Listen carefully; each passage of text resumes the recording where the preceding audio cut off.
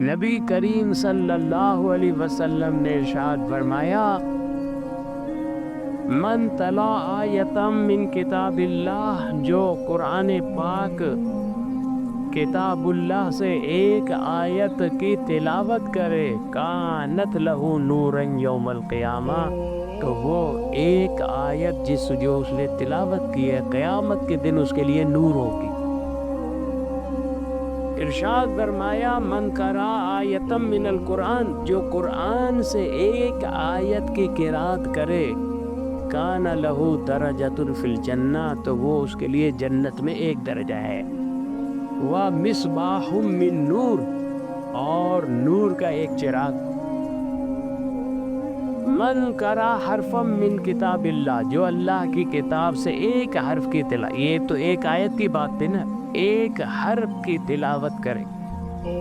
ارشاد فرمایا من قرأ حرفا من کتاب اللہ فلہ بہ حسنہ، تو اس ایک حرف پڑھنے کی وجہ سے اسے ایک نیکی ملے گی، اور وہ ایک نیکی والحسنۃ بعشر امثالہا، وہ ایک نیکی 10 نیکیوں کے برابر ہے۔ اور آپ نے فرمایا میں نہیں کہتا الف لام میم ایک حرف ہے، بلکہ الف ایک الگ حرف ہے، لام ایک الگ حرف ہے، میم ایک الگ حرف ہے۔ تو جس نے الف لام میم پڑھا تو اسے 30 نیکیاں ملیں گی۔ علماء نے فرمایا کہ غور کرو، حدیث پاک میں آتا ہے جس نے ایک حرف پڑھا تو اسے 10 نیکیاں ملیں گی۔ تو جب ہم الف پڑھتے ہیں تو 3 حروف ادا کرتے ہیں، لام پڑھتے ہیں تو 3 حروف ادا کرتے ہیں، میم پڑھتے ہیں تو 3 حروف ادا کرتے ہیں، تو الف لام میم پڑھنے میں 9 حروف ادا ہوتے ہیں۔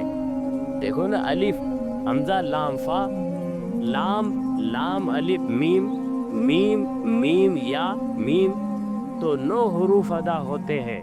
اللہ کی رحمت سے امید واسط ہے کہ جو الف لام میم پڑھے گا تو 90 نیکیاں سے ملے، اور یہ کم سے کم درجہ ہے، یہ کم سے کم درجہ ہے۔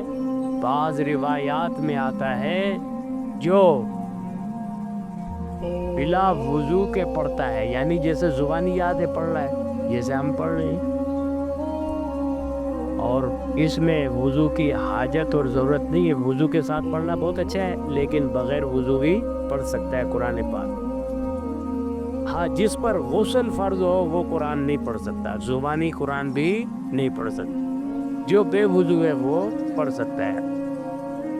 تو 10 نیکیاں ملیں گی، اور اگر با وضو پڑھے گا تو ایک حرف پر 20 نیکیاں ملیں گی، اور نماز میں اگر قرآن پڑھے گا بیٹھ کر، جیسے نفل ہم پڑھتے بیٹھ کر، تو ایک حرف پر 50 نیکیاں ملیں گی، اور نماز میں کھڑے ہو کر، جیسے فرض و سنت ہم پڑھتے ہیں کھڑے ہو کر، تو ایک حرف پر 100 نیکیاں ملیں گی۔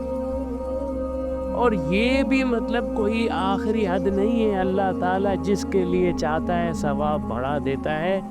بندہ عمل کرتے کرتے تھک جاتا ہے، اللہ تعالیٰ ثواب دینے سے عاجز نہیں ہے، کیونکہ جو عاجز ہو تو وہ الہ کہاں سے ہو سکتا ہے؟